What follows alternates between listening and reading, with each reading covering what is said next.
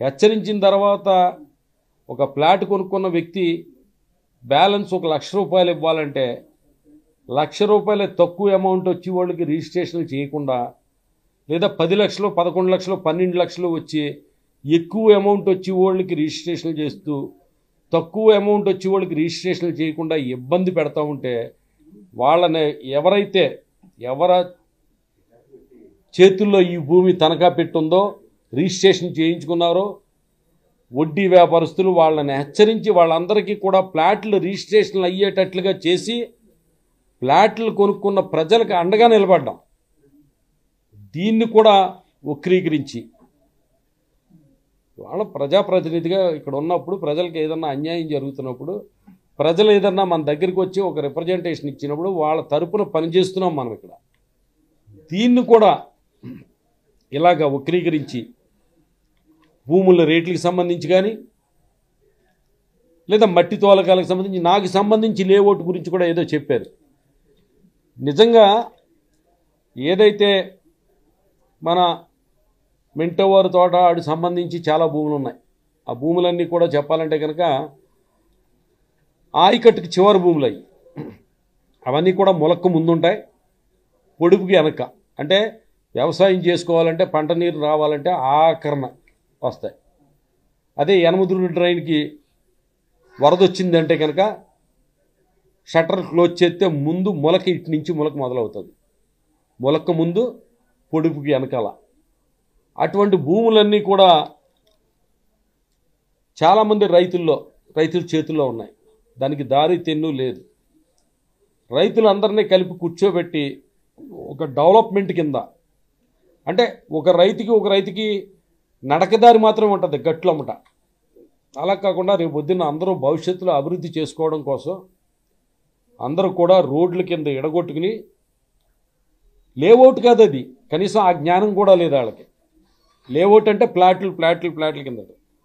ఎవరి భూమి వాళ్ళు అందరూ కూడా ఒకరికొకరు మార్గాలు ఏర్పాటు చేసుకునేటట్లుగా అందరినీ కలిపి దానికి సంబంధించిన ప్రభుత్వానికి చెల్లించవలసినవి అన్నీ కూడా చెల్లించి కన్వర్షన్ ఫీజు అయ్యిని రోడ్లు వదులుకుని, భవిష్యత్తులో భీమవరం పట్టణం కంజెస్టెడ్ పట్టణం కాబట్టి ఇటు గొల్లల కోడేరు దాకా అభివృద్ధి చెందడానికే పట్టణ అభివృద్ధిని దృష్టిలో పెట్టుకుని రైతులను అందరినీ కూడా ఐక్యం చేసి అభివృద్ధి చేసింది. ఆ మధ్యలో ఏదైతే 40 ఫీట్ రోడ్డు ఉన్నదో ఆ 40 ఫీట్ రోడ్డుకి సంబంధించి ఆల్రెడీ రోడ్డు నిర్మాణం అందరూ కలిపి చేసుకున్నారు, రైతులందరూ కలిపి. తర్వాత భీమవరంలో సీఎం గారు ప్రోగ్రాం పెట్టినప్పుడు సీఎం గారిని దృష్టిలో పెట్టుకుని నిర్మించుకున్న రోడ్డు మీదే మళ్ళీ అదనంగా కంఫర్ట్ కోసం కొన్ని వేల మంది ఎందుకంటే అప్పుడు వర్షాలు కూడా పడ్డాయి. అక్కడికి ప్రజలు వస్తే బస్సులు కానీ కార్లు కానీ అవన్నీ దిగబడిపోకుండా ప్రజలకి ఆ మీటింగ్కి వచ్చే వాళ్ళకి అసౌకర్యం లేకుండా అధికారులు తీసుకున్న చర్యలయ్యి దీన్ని కూడా ఒక కుంభకోణం కింద కుట్ర కింద, అంటే ఇవాళ నిజంగా భీమవరంలో కనుక సీఎం వచ్చి మీటింగ్ పెట్టాలంటే కనుక ఏ పరిస్థితుల్లో కూడా ఒక లూథరన్ హై స్కూల్ గ్రౌండ్ అనేది సరిపోదు, అనుకూలమైంది కాదు. అక్కడే ఎలిప్యాడ్ దింపుతూ ఉంటే కనుక చెట్లు ట్రిమ్ చేస్తేనే దాన్ని పెద్ద ఇదిగా ఈ ఎల్లో మీడియా రాసింది మనం చూసాం.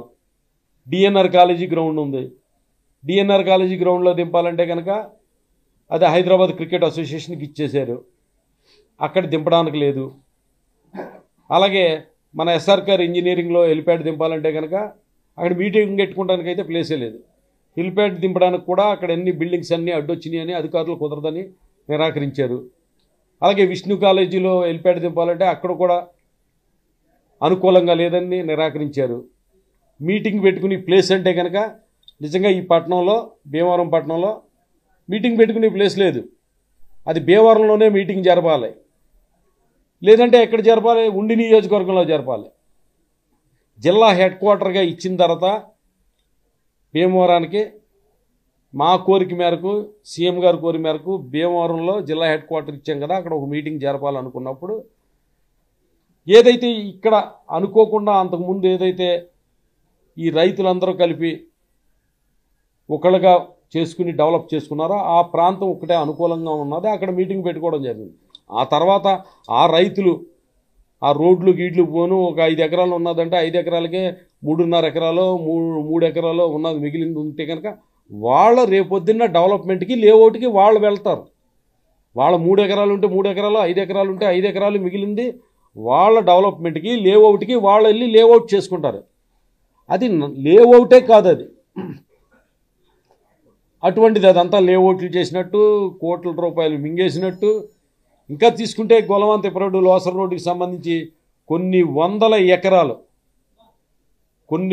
ఎకరాలు తెలుగుదేశం ప్రభుత్వం అధికారంలో ఉన్నప్పుడు కూడా పూడికలు చేసి లేఅవుట్లు వేసుకున్న వాళ్ళు ఉన్నారు. అలా ఎక్కడికక్కడ ఏ నియోజకవర్గంలో చూసినా రాష్ట్రం అంతా కూడా జరుగుతున్నాయి.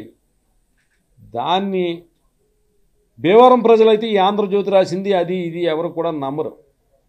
కానీ ప్రపంచవ్యాప్తంగా ఉన్న తెలుగు వాళ్ళందరినీ కూడా నమ్మించడం కోసం ఈ కుటిలయత్నం, దీని మీద పరువు నష్టం దావా వేయడం జరుగుతుంది. సాక్ష్యాలతో ఆంధ్రజ్యోతి వాళ్ళ కోర్టులో నిరూపించుకోవాల్సిన పరిస్థితి ఉంటుంది. ముఖ్యంగా వాళ్ళ అన్నం తింటున్నారో ఏం తింటున్నారో కానీ భీమవరం ప్రజలకు వెళ్ళి అడిగితే ఒక కరప్షన్ లేకుండా ఈ భీమవరంలో అభివృద్ధి విషయంలో అన్ని రకాలుగా నిరంతరం కూడా 24 అవర్స్ పనిచేస్తూ ప్రజలకు అందుబాటులో ఉంటూ మంచి పేరు తెచ్చుకున్నాం కాబట్టే ఇవాళ ఇటువంటి వ్యక్తి భీమవరం అనుకుంటే మంచిది, ఇతని మీద పోటీ చేస్తే ప్రజలు ఈయన పక్షాన్ని నిలబడతారని చెప్పి జనసేన అధ్యక్షుడే పవన్ కళ్యాణ్ గారు భీమవరం స్వయంగా వచ్చి ఇక్కడ పోటీ చేయనని చెప్పి చెప్పడమే కాకుండా స్థానిక ఎమ్మెల్యే గ్రంథి శ్రీనివాసు మీద నాకు ఎటువంటి కోపం లేదు అని చెప్పి వెళ్ళిపోయాడు ఆయన. అసలు ఈ ఆంధ్రజ్యోతికి సంబంధించి చంద్రబాబు నాయుడు గారు 850 ఎకరాలు 850 ఎకరాలు గతంలో ఉమ్మడి రాష్ట్రంగా ఉన్నప్పుడు చేసిన కుతంత్రం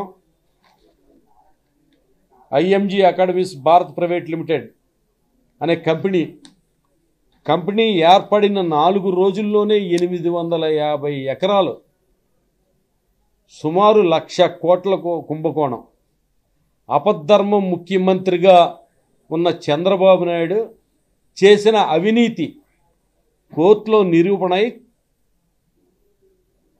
ఏదైతే అప్పుడు దివంగత నేత వైఎస్ రాజశేఖర రెడ్డి గారు ముఖ్యమంత్రి అయిన తర్వాత దీని మీద ప్రత్యేకమైన చట్టం చేసి సిబిఐ ఎంక్వైరీ జరపమని చెప్తే ఆ సిబిఐ ఎంక్వైరీకి సంబంధించి అప్పుడున్న సిబిఐ డైరెక్టర్ మాకు సిబ్బంది లేరు కాబట్టి మేము ఎంక్వైరీ చేయలేమని చెప్పి, అంటే వ్యవస్థలను చంద్రబాబు నాయుడు గారు ఎంత బాగా మేనేజ్ చేస్తాడో మరి ఆంధ్రజ్యోతికి కనపడదు. దీనికి సంబంధించి కోర్టు ఇచ్చింది ఆ 850 ఎకరాలు కూడా చట్టవిరుద్ధంగా జరిగింది, దాన్ని స్వాధీనం చేసుకోండి, సిబిఐ ఎంక్వైరీ జరపమంటారా అని ప్రభుత్వ న్యాయవాదిని అడిగినప్పుడు నీళ్లు నమిలితే మీ ప్రభుత్వాన్ని అడిగి వారం రోజుల్లో చెప్పండి, లేదంటే కనుక సిబిఐ ఎంక్వైరీ వేస్తాం, వేయమంటారా వద్దంటారా అని చెప్పమన్నదే. ఆంధ్రజ్యోతిలో ఎక్కడన్నా రాశారా? 1,00,000 కోట్ల కుంభకోణం, చంద్రబాబు నాయుడు అవినీతి మీద ఎన్ని కుట్రలు ఎన్ని అవినీతి ఆరోపణలు ఉన్నాయో అవన్నీ ఎక్కడన్నా రాశాడైనా? వాళ్ళు రాయరు. వాళ్ళు ఎల్లో మీడియా అనేది తెలుగు వాళ్ళ యొక్క ప్రయోజనాల్ని, పేదల యొక్క ప్రయోజనాల్ని, రైతుల ప్రయోజనాల్ని అందరినీ కూడా విఘాతం కలిగించే విధంగా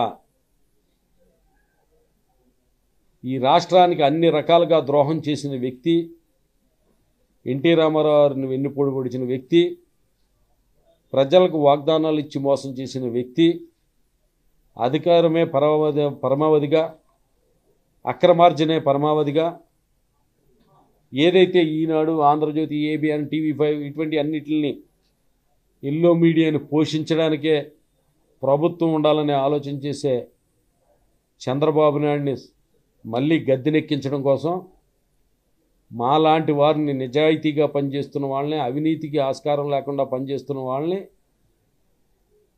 అల్లరి చెయ్యాలని చూస్తారు కనుక న్యాయస్థానాలు ఉన్నాయి. న్యాయస్థానాల్లో తప్పనిసరిగా వాళ్ళకి శిక్ష పడేటట్లుగా, పనిష్మెంట్ పడేటట్లుగా పరువు నష్టం దావా వేస్తామని చెప్పి ఈ సందర్భంగా తెలియజేసుకుంటున్నాం.